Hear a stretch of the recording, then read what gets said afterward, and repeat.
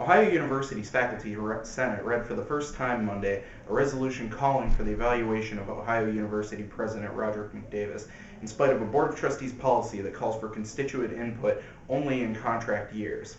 McDavis is in the fourth year of a fifth-year contract. The board policy, which was approved in a February meeting, came just 2 years after the board instituted a policy that was called the 360-degree evaluation policy.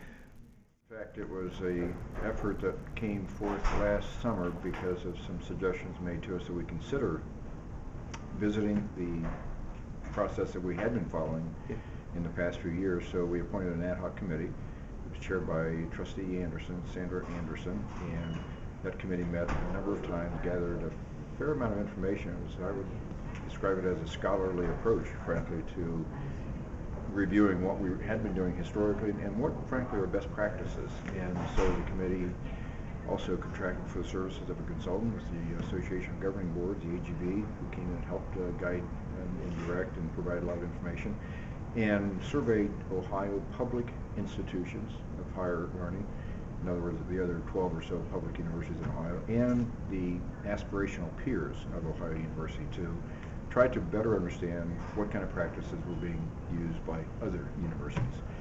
And in fact, there were very little being done formally in terms of presidential evaluation. So what we had been doing up until this year was by far and away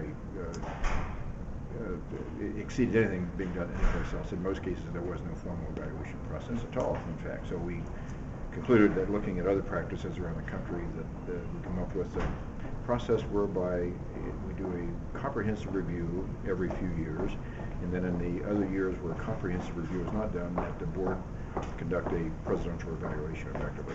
So the comprehensive review would be even more of an exercise than what we followed in the past, but frankly, it's very similar to what we've done in the past. What would go further than what's been done in the past, though, in the comprehensive review is to include other constituent groups. Right. The City of Athens, for example, the state of Ohio, the major funding source that we have, the alumni board, the foundation board. Those are four quick examples where we've not solicited input from those sources in the past. It would be in a more comprehensive exercise.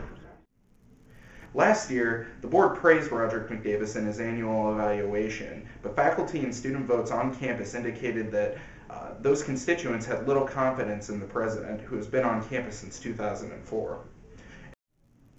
In a student senate election that boasted the largest turnout in recent history, 78% of the participating students indicated that they did not have confidence in OU President Roderick McDavis. 23% of the student population turned out for that vote. That vote came on the heels of an American Association of University Professors vote of no confidence in President McDavis, which the organization completed for the first time in 2006. The 2007 vote had a 47% turnout rate. More recently, faculty and student senates have voiced distaste with the new policy. Student Senate in winter quarter passed a resolution calling for constituent input in each year of the annual evaluation. That's a step backwards in those off years.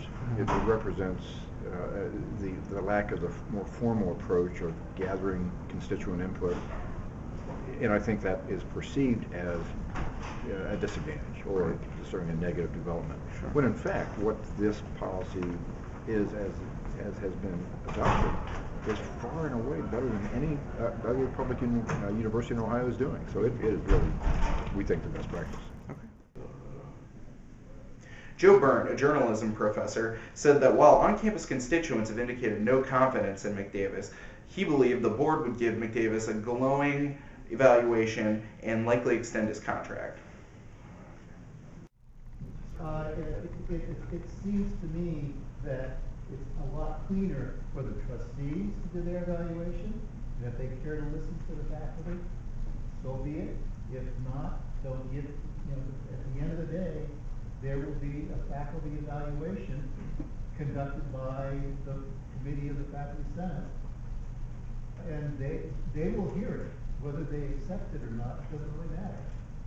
Because I don't think it matters one way or another if you sit down and negotiate a point here or there at the beginning of the year as a faculty goal. Okay, I